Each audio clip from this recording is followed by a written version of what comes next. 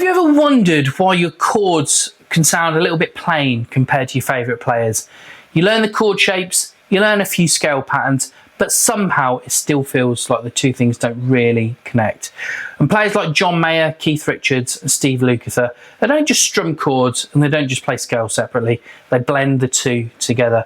And the one best way to start doing this is by seeing how your chord shapes can sit inside pentatonic scale shapes.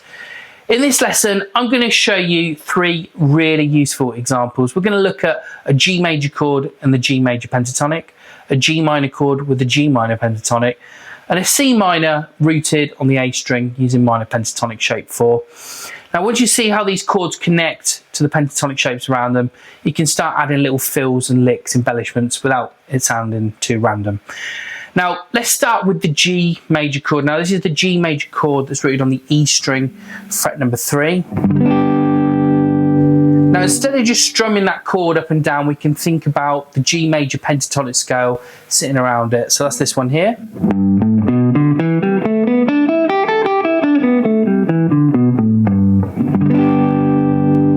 Now, those notes all belong to the G major pentatonic.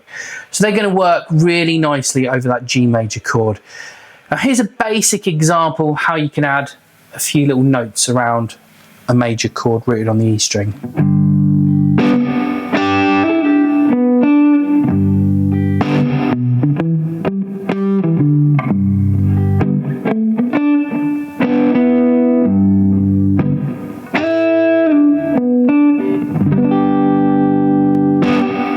Now, you don't need anything too complicated. Even just adding 2 or 3 notes from the pentatonic scale can make the chord sound much more musical. Now, let's move on to the G minor chord. Now, here's the G minor chord that's rooted fret 3, again on the low E string. This time, because the chord's minor, we're going to use a G minor pentatonic scale. And this is probably the most familiar pentatonic shape that most guitar players know, minor pentatonic shape 1.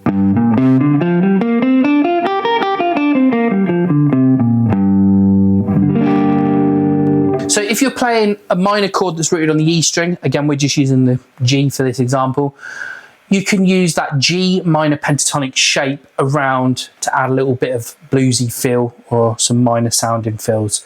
So let's have a little go at that. So.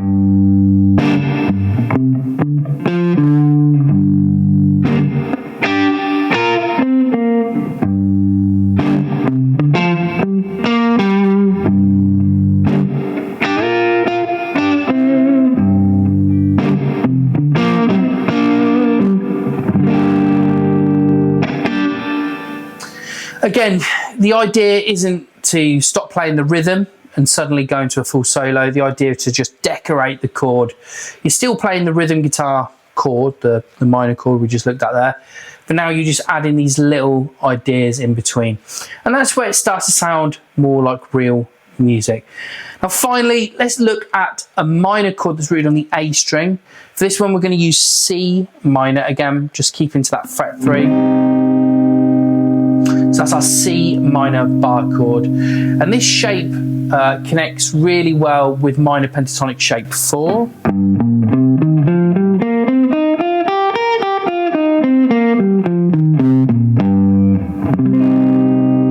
And it's a really useful one because a lot of guitar players get comfortable with minor pentatonic box 1.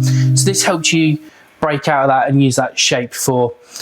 So if you're playing a C minor chord, instead of just strumming it like this, so you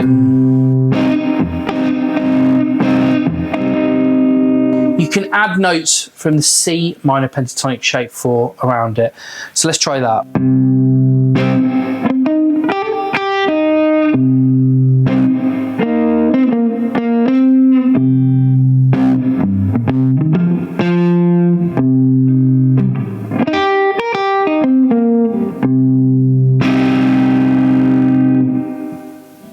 So the big takeaway is this: don't just think of chords and scales as 2 separate things. If you're playing a major chord, look for the same major pentatonic shape around it. If you're playing a minor chord, look for the minor pentatonic shape around it. That's how you start combining rhythms and lead playing. And it's how simple chords can start sounding more musical. So just to quickly recap, the G major bar chord can be decorated using the G major pentatonic.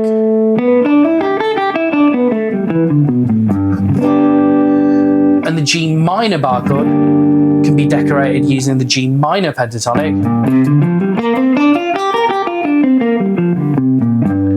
And that C minor bar chord that's rooted on the A string, we're going to use our minor pentatonic shape 4 around that.